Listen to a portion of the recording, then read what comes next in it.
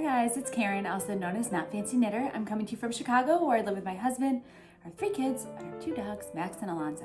This is a knitting podcast where I talk about what I'm working on, things I want to be working on, and things I probably should be working on, but likely will never touch again. So it's been a couple of weeks, and as usual, my knitting plans were derailed by new knitting plans.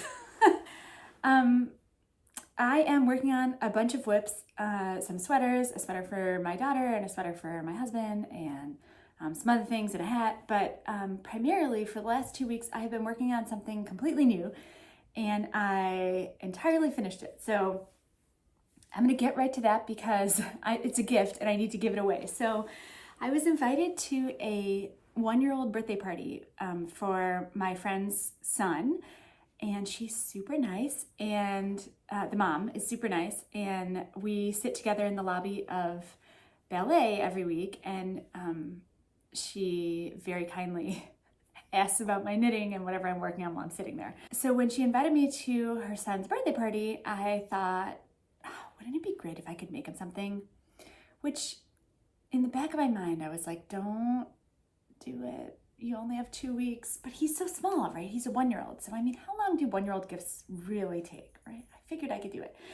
So I got on Ravelry just to see what was there, and I saw this pattern called the Teddy sweater by Terri Thomas, and I could not get it out of my head. It is so cute. It's a top-down raglan in worsted weight, or I think the original pattern is sport weight, knit out of some kind of Malabrigo, and I loved it. It has a front pocket that looks like a bear, with these little ears, and there's a bear face that is somehow put on there. And so I looked, and at the time that I looked, which was two weeks ago at this point, the pattern was no longer available. And I was like, no, what do you mean it's no longer available? Because now that I had seen it, I couldn't see anything else, and nothing else looked as good. So the good news is for you, the designer, I did a TikTok and a YouTube short about this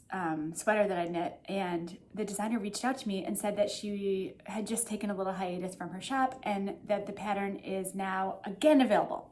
So I went ahead and bought the pattern, even though I'm done with the sweater, just because I'm not usually in the habit of ripping off designers. And it's an amazing sweater, and I can't wait to see how she really did it, because I just kind of made it up on my own, and I don't think mine turned out quite as good as the picture. So at the time, the pattern wasn't available, but it was basically a top-down raglan with a front pocket that looked like a bear. So I was like, well, I could probably do that. So I ended up knitting the Southwood sweater, which is a free pattern for a top-down raglan in worsted weight. It was put out by Galt House of Yarns. And so I knit the Southwood sweater out of Malabrigo. It was worsted weight, and it's actually single ply. It's the most impractical toddler gift you'll ever have, but I figure he's only gonna wear it for like a month, right? He's a toddler, so it doesn't matter. It's a gift. It's just for fun. It's not meant to be like a forever sweater, and I'll be sure to tell her that, even though I'm sure she'll be so careful. But in any case, I just kind of MacGyvered the pocket by picking up stitches and decreasing, and I put the face on with duplicate stitch. And I actually had a really difficult time attaching the top of the pocket, so I cannot wait to read this pattern that I just bought to see how the pattern recommends that you attach the pocket, because I think the way that I did it is definitely not the way you're supposed to do it. But this is it, and I love, love, love it. So this sweater is knit out of Malabrigo. It's called worsted. It's worsted weight single ply in the colorways Paris Nights, that's the dark blue, and Pearl is the gray, and the pocket is also in gray. I just duplicate stitched the face with some leftover worsted weight black that I had laying around, which was my first time doing duplicate stitch. Super easy. I should definitely be doing that more often. Okay, so a couple things. I knit the 1 to 2 year old size, or no, I knit the 3 to 4 year old size in the Southwood, and it came out really small, even though, I mean, I'm embarrassed to admit I did not even gauge swatch. I know you're supposed to, and it was a gift, and I really did want it to fit. but I did not have time for that. So I knit the 3 to 4 year old size and it came out really small. But I know from past experience that Malabrigo stretches a ridiculous amount. It is superwash. And the moment that gets wet, it just like expands. So I'm glad that it came out small because this is the exact measurements for the 3 to 4 year old size once I blocked it. It's really big for him. I mean, I haven't seen him in a couple months, but I know it will be big. But he's not going to wear it till next winter, so I think I'm spot on for sizing. Okay, so this is this. I knit the sweater using helical knitting, which was my first time doing that as well in a garment. I noticed that I used 2 skeins of the Paris Nights. And I noticed right from the start that one of my skeins was much darker than the other one. Like I cast on with a single skein. I didn't start the helical knitting, and I did the short rows with the single skein because I couldn't figure out how to do helical knitting with short rows. But you can even see, I mean, no one's gonna notice, but you can see at the top there, that is how the top is just darker. That's the saturation of one of my skeins and the other one was just much lighter. So once I got through the short rows, I was like, I'm gonna have to alternate skeins, which I have to say was really kind of a pain. I mean, helical knitting is fine. I mean, it was fine. It's just, there was kind of yarn everywhere, but and it kept getting tangled up, especially on the sleeves. I mean, helical knitting these tiny sleeves is on DPNs is ridiculous. I would not recommend it, but I like the way it turned out. I mean, I think the coloring is really even. There's not any sort of weird pooling. So in that sense, I do think it was worth it because just based on this back top portion, I know there would have been a pretty significant line wherever I switched from once the first skein ran out. When I switched to the second skein, it would have been pretty much color blocked. The Southwood sweater, here, let me show you the pattern. The Southwood sweater looks like this. It is supposed to be knit on a US 8 and a US 6 for the ribbing, but I have become a really loose knitter, I guess, over the last couple of years. So I knit it on a US 6 for my larger needle and a US 4, but actually the ribbing of the hem, I grabbed the wrong needle and I knit it on a US 3 or 2. I think it was a 2. But I didn't realize it until most of the way through the ribbing. But actually, I really like how it turned out. I just stretched it out when I blocked it and pinned it. And I think it just lays really nicely. It looks really tidy. I mean, look at that ribbing. It's so good. I did a sewn bind off for the hem and the sleeves, which I have never done before, but it makes it really stretchy. And it's not, I mean, this looks a little bit flared, but I think that's just because I blocked it a little wonky. I mean, the hem is not flared at all. It looks so good. And you can, it's really stretchy, so it's not gonna, be tight in any way when you put it on. Oh my goodness, my dog is eating my stuff. Please, please don't eat the piano music, okay? Please don't eat the books. Okay, what else? I'm a little bit worried that it's going to be hard to fit over his head. It's pretty I mean, no one's head is that big, right? Even a toddler head, hopefully. But the Southwood sweater doesn't have it, but the original Teddy sweater had a button at the neck. And I was just not ambitious enough to tackle a buttonhole in a button, having only 2 weeks to do it, including blocking. So I just kind of tried to cast on really loosely and hoped for the best. So I think it's pretty good. So this is my my Southwood / Teddy sweater mashup. Like I said, I just today bought the actual pattern for the Teddy sweater, so I'll link that down below.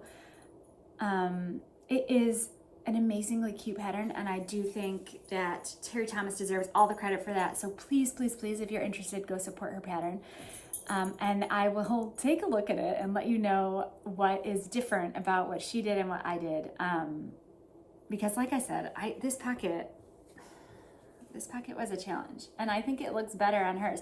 And in fact, I do wish it was white. The pattern pictures had more of a polar bear look, but I couldn't find. I got this yarn at the Blue and Spindle, which was the yarn store that I took you guys to in the last video. And they just didn't have a good undyed that I liked that was particularly white. So I went with the pearl. I mean, are there even gray bears? I don't think there are. I don't know that much about bears. I know there's like brown bears and black bears and polar bears, but maybe this is like a really dirty polar bear. I don't know. I like the stripes on the sleeves. I think that was a good touch. That's Terri's idea. I think it sort of ties it all together. And I cannot wait to give it to them. I think they're gonna be super excited.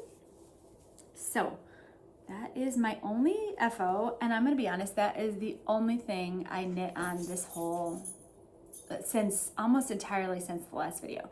But I have some things to talk about because, oh no, I did a little bit of knitting on other things, but that was the vast majority of my knitting was spent on this sweater. But you guys, I got it done. Who knew you could knit a baby sweater in 2 weeks? I'm the slowest knitter, and that is fun. So I would definitely recommend, if you're thinking of doing a first sweater, to do a first sweater in a kid's size. But at the time I started knitting, I didn't think about making smaller sizes, and it's just so gratifying to see a project come together from start to finish in 2 weeks instead of, 6 months. Surprise, I changed outfits. I didn't have time to finish the whole podcast, but I wanted to get that part filmed because I had to give the sweater away. The birthday party was that night. So nothing like eking it out right under the wire. So I'm going to talk about the rest of my knitting. Like I said, there's not that much because I spent most of my time on the sweater, but there are a few things. So if you remember, I had been knitting the Hanstholm sweater by Petite knit for my husband, and I was knitting it out of Rowan felted tweed, and I split for sleeves too soon so that the yoke depth was too shallow, like way too shallow. It was basically the size that would fit my 12-year-old son. So I did a video on it. I did some sweater surgery and ripped back to the sleeve separation and tried to add rows. And I did that, and it just looked weird at the break. I don't know if it would have blocked out, but the angle of my raglan line shifted at that point, so that it kind of went like this and then it went like that, and you could really see where I had ripped back and then started up again, and I was just really nervous that it was going to look weird all the time. And to be honest, my count was off a little bit. I don't know if I screwed up the raglan somewhere. I just wasn't feeling, do you ever have those projects where you're just not feeling good about it because it's just a little bit too messed up? And you're just not convinced that it's a good project anymore. So I was like, you know what? I didn't get that far. I was less than 100 grams of yarn into the project. And I really want this to turn out well because it's the first sweater I've ever made for my husband, even though we've been married for 20 years. I haven't been knitting for 20 years. I've only been knitting for 4 years, not that long. But I haven't made him any sweaters. I've only made him a hat. So I really want this one to fit, and I want to feel good about it when I give it to him. So I ended up just frogging it. I frogged back to the beginning, and I kept the collar because that was fine. And I just frogged back to the ribbing and just started over. And actually, I expected to feel bad about it for all that wasted work, but I actually felt really good about it. I was like, oh, thank God I don't have to deal with that big messed up thing and try to figure out where I went wrong and try to fix it. It was just sort of easier to start over. And he's not expecting a sweater or asking about it or interested in it at all. So there's no pressure to finish it up in any particular amount of time. So then here's the thing. I cast on again, or I picked up from the ribbing, and I started the Hanstholm sweater again, and I screwed up my short rows somehow. Okay, so you do short rows back and forth in the back, and you continue your raglan increases while you're doing them. So you have to do make one lefts and make one rights on the purl side as well as the knit side. And I don't know what happened. I should have taken pictures because it's going to be sort of hard to explain, but my make one lefts and rights on the purl side, I didn't do them right clearly, because that raglan line, it was basically like back here, the raglan line for that shoulder had kind of a lacy pattern on it. It almost looked like the Felix cardigan. You know how there's that decorative raglan? I think I might have done a make one right where you're supposed to do a left and vice versa or something. I clearly did something. I was very consistent on that one raglan line. I did it wrong the same way every time, but it didn't match any of the other raglans. And let's be honest, my husband doesn't want a lace raglan line, even if they were all that way. So I was like, so frustrated because this was already the second time I was starting the sweater over and it was messed up again. So I just ripped it out and I cast on the Southwood sweater for my husband. Now, there's nothing wrong with the Hanstholm, and actually the same make one lefts and rights are in the Southwood for short rows on the backside. So there's literally no difference between what I was doing or attempting to do with the Hanstholm and what I did in the Southwood. I just was kind of over it and I need a break from that pattern. And I don't know why I had such a hard time with it. I've knit tons of petite knit patterns. It's the same, it's written incredibly clearly, and like the directions are there. I'm just having a hard time. So I am working on the Southwood sweater for my husband, and it's actually going really well. So I had a swim meet last weekend, which means I had basically 5 hours of uninterrupted knitting on Saturday and Sunday as well. So I got a lot done. And this is it. It's not gonna look great because it's on a super small cable. Let's see, how can I show this? So this is the front. Oh, this looks terrible.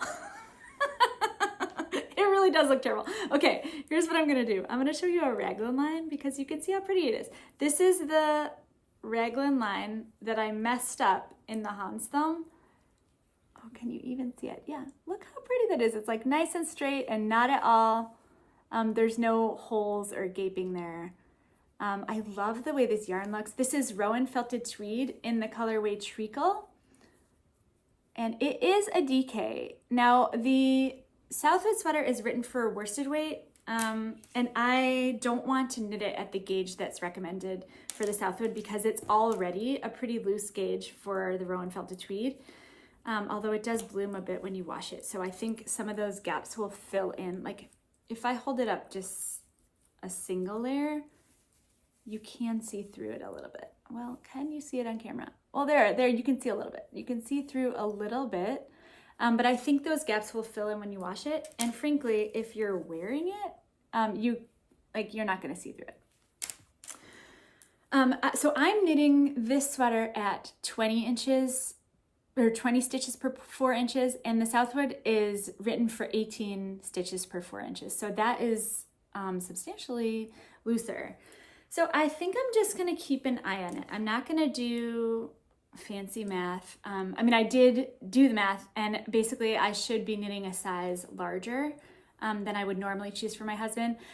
But given the trouble I had with the Hanstholm previous and splitting for sleeves too soon and all that, I'm just going to keep an eye on it and do my raglan increases until I get to the length for the size that I think I'm knitting. And then I'm just gonna put it on, you know, that, I don't have any of that stuff, but you know that like pony lace stuff that you can try it on. And I'm just gonna have him try it on. And if I need to continue doing raglan increases, I'm gonna go ahead and do that while I knit to the proper depth for the yoke. So, I mean, it's gonna be kind of cobbled together, but I love the way it's looking. I think the yarn still looks good, even though it's been frogged twice. What am I doing? It looks really good. Right now, it is just round and round with some raglan increases. So it's actually kind of a relaxing knit.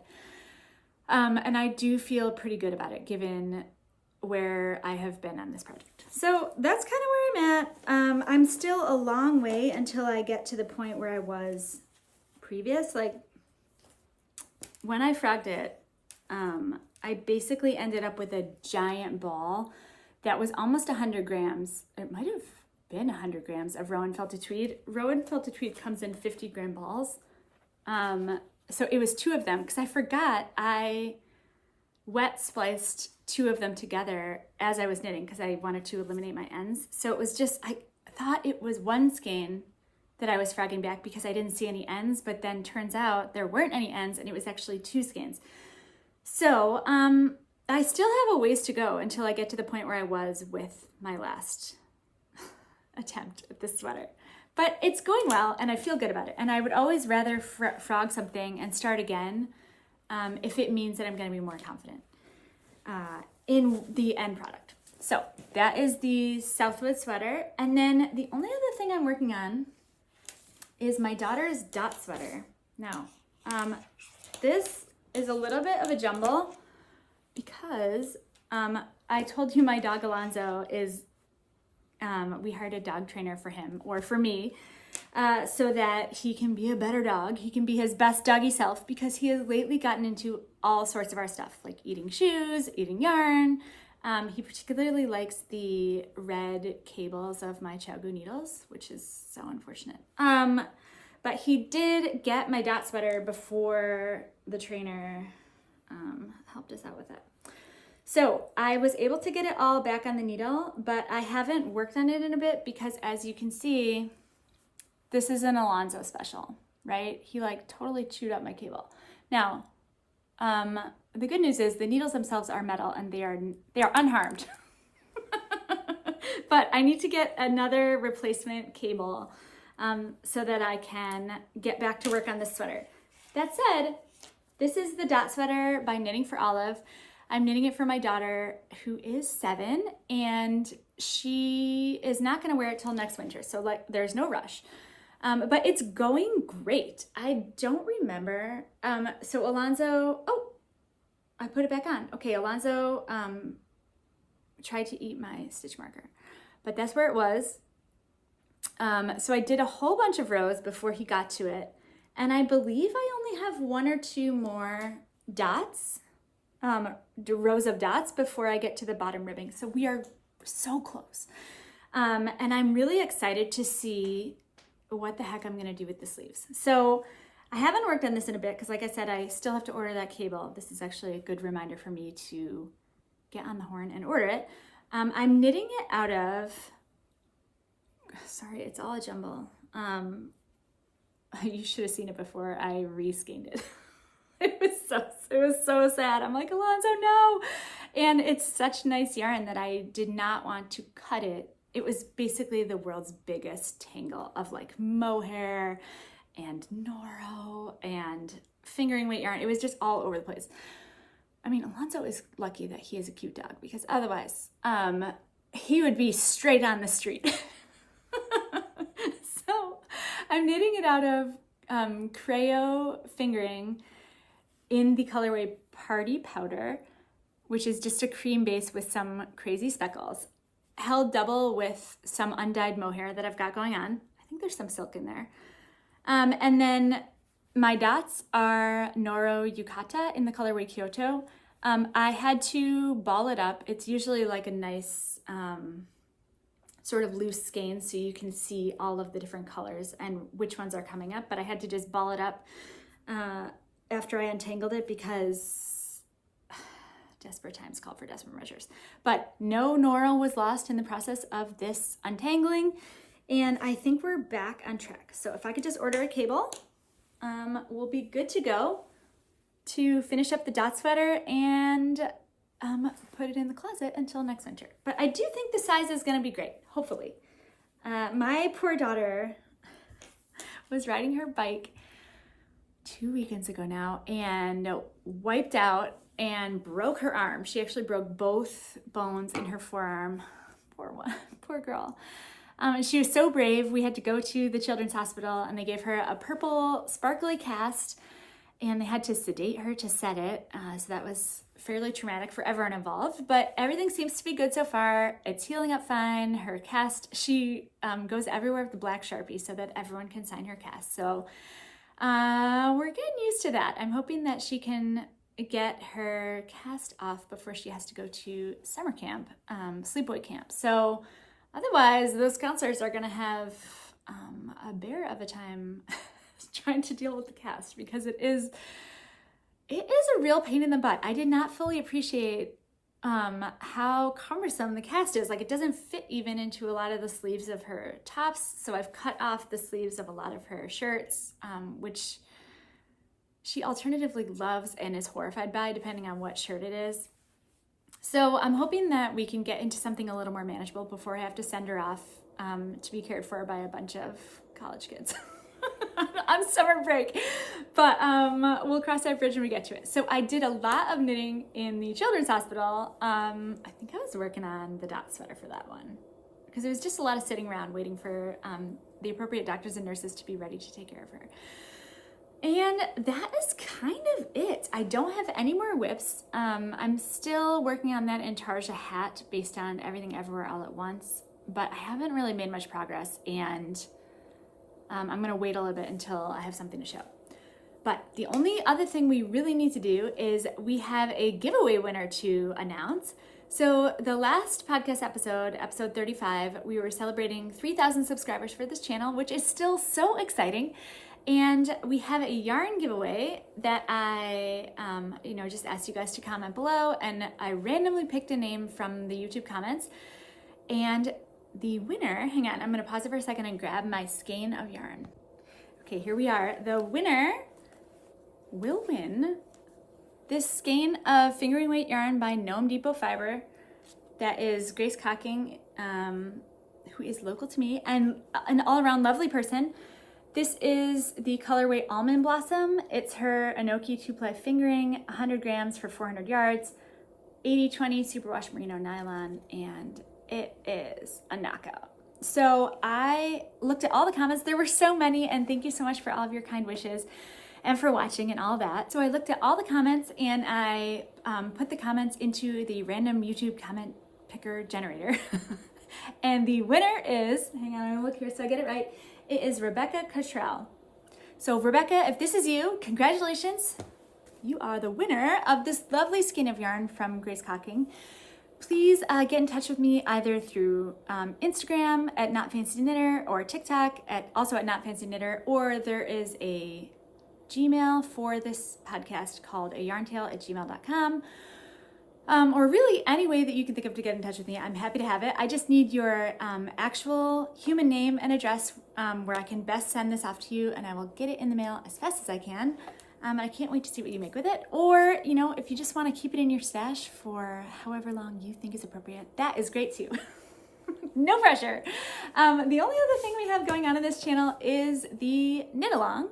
So there's a knit along going for this channel called the You Can Do It Cal, where we try projects that are challenging to us or things that we've never tried before, just to get you a little out of your comfort zone.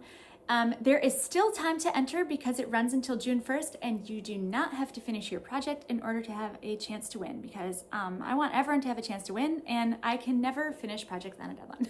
So I would never do that to you. So if you'd like to enter, please put a comment or a photo of your project in on the Instagram hashtag You Can Do It Cal, or there's a Ravelry subthread for this podcast group where you can post your projects and commentary and support others who are working on things for the Cal. And I love to see what you guys are making. We have some really talented makers in this group, so I am humbled as always, and I can't wait to see who's gonna win. We are collecting prizes, so if you're a maker and you have anything that you'd like to donate for the Cal, I would love to hear from you. We have project bags and yarn, and I'm sure I'll be collecting a whole bunch of other little doodads just to send on to you guys. So please post your projects and comments to Instagram or Ravelry, and we'll draw some prizes at the end of May. So that's all I've got going on. I hope you guys are doing well. We haven't had too much crazy here. It's winding down to the end of the year. My kids have 2 more weeks of school, and then it is summer break, which I am so excited about. I love summer break. And I don't get tired of it until at least the middle of August. So I'm sure we'll have lots of summer fun going on. I hope you guys are doing well. I hope your crafting is treating you well. And if it is not going well, just know that you're not alone, and we're all here for you. And you can always frog it. You know what I mean? It's just yarn. So thanks for spending some time with us, and I will catch up with you soon. Happy knitting.